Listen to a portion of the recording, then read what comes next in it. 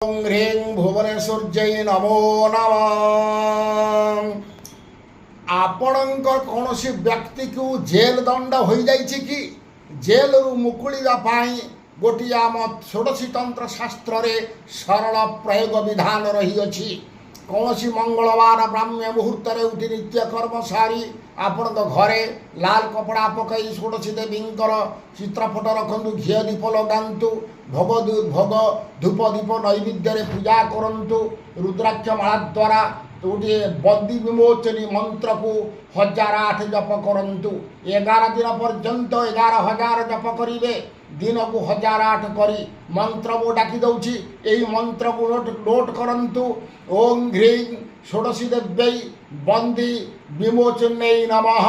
यही मंत्र को 1008 जप करंतु 11 दिन पर्यंत जप सरीगला परे निश्चित जेल रु मुकुली जीव बंदी विमोचनी मंत्र द्वारा यह षोडशी तंत्र शास्त्र रे निर्देश रही अछि। रहुछि नमस्कार।